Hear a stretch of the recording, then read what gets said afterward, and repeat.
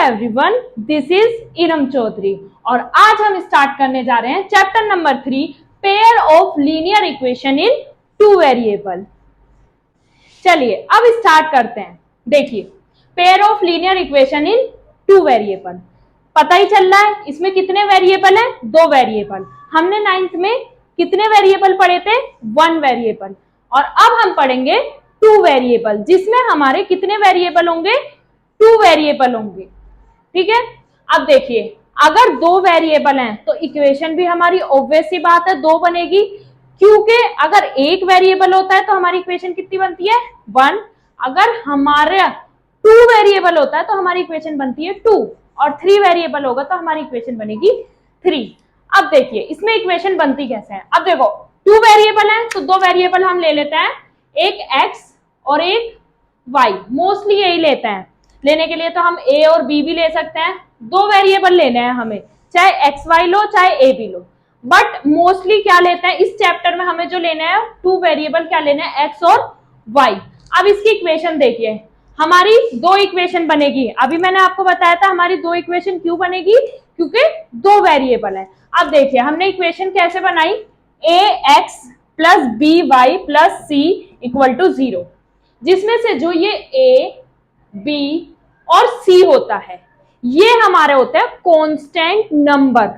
ये क्या होता है? हमारे कांस्टेंट नंबर, मतलब ये डिनोट करते हैं हमारा कोई भी नंबर। और x और y क्या है? वेरिएबल है हमारे। सिंपल। अब देखिए इसमें दो इक्वेशन बनती हैं, जिसमें से जो पहली इक्वेशन है वो तो ये है, और सेकंड इक्वेशन क्या है? a2x plus b2y plus c2 equal to 0। अब इसमें क्या होता है, एग्जाम्पल बता देती हूँ, समझ लो मैंने a1 ले लिया 3। For example x variable as it is आएगा, प्लस b1 मैंने ले लिया 4, y एज इट इज आएगा, प्लस c1 कोई भी कांस्टेंट नंबर है, कुछ भी ले लो, 2 ले लिया, इक्वल टू 0। ये बन गई मेरी इक्वेशन। अब इसमें से अगर मैं ये इक्वेशन दूं और मैंने आपसे पूछा a, b और c बताओ, a, b, c कैसे बताएंगे? a क्या होगा? जो हमारा x के साथ होता है वो हमेशा हमारा क्या होता है? a होता है। तो x के साथ हमारा क्या है? 3, तो a मेरा क्या हो गया यहाँ पर? 3। जो y के साथ होता है वो हमारा होता है b, तो y के साथ क्या है? 4, तो b मेरा क्या हो गया? 4। और जो अकेला होता है, अकेला कांस्टेंट जिसके साथ कोई वेरिएबल नहीं होता, वो मेरा होता है c, तो c मेरा क्या हो गया? 2। इससे आप समझ गए होंगे। अब ऐसी दूसरी इक्वेशन में भी समझ लो, मैंने a2 ले लिया 7x plus 8y plus 9 equal to 0। Again a2 मेरा क्या हो गया? 7, b2 मेरा क्या हो गया? 8 और c2 मेरा क्या हो गया? 9। अब हम आगे बढ़ते हैं। देखो इसमें हम सीखेंगे हमारी इंटरसेक्ट कब होंगी लाइन, पैरेलल कब होंगी और कोइंसिडेंट कब होंगी। अब इंटरसेक्ट का मतलब क्या होता है? जब 2 लाइनें एक दूसरे को काटती हैं तो उसे हम क्या कहते हैं? Intersecting line. अब हमें पता क्या चलता है इक्वेशन से कि ये हमारी 2 लाइन इंटरसेक्ट होगी, तो उसका क्या होता है हमारा फॉर्मूला? अगर a1 upon a2 is not equal to b1 upon b2, तो हमें पता चल जाएगा हमारी जो 2 इक्वेशन है, मतलब 2 लाइन की जो इक्वेशन है वो हमेशा क्या करेंगी? इंटरसेक्ट करेंगी, यानी कि एक बार काटेंगी। अब देखिए, अब ये एक बार काट रही है, ठीक है, तो 2 इक्वेशन ने एक बार टच करा, मतलब काटा एक पॉइंट पे, तो इसमें कितने सॉल्यूशन हो सकते हैं?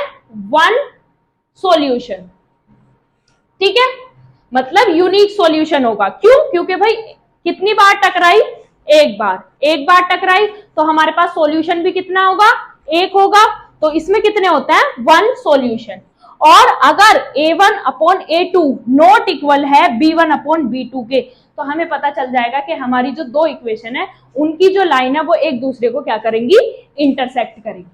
ठीक है, अब चलो मैं इसका एग्जाम्पल देकर बताती हूँ। अभी मैंने लिया था इसमें a1, समझ लो मैंने ले लिया 3x 2y और c मैंने ले लिया 5 इक्वल टू 0। अब मैं रखती हूँ, देखो a1 क्या है मेरा?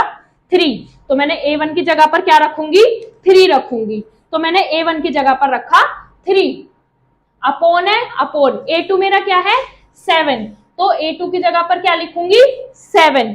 अब B1 क्या है मेरा 2, तो B1 की जगह पर मैं क्या लिखूंगी 2, और B2 क्या है मेरा 8, तो B2 की जगह पर क्या लिखूंगी 8। क्या ये इक्वल है, नहीं है, नहीं है। तो हमें पता चल गया ये जो हमारी दोनों इक्वेशन है ये क्या करेंगी, एक दूसरे को इंटरसेक्ट करेंगी, और इसके कितने सॉल्यूशन होंगे, सिर्फ और सिर्फ एक सॉल्यूशन होगा।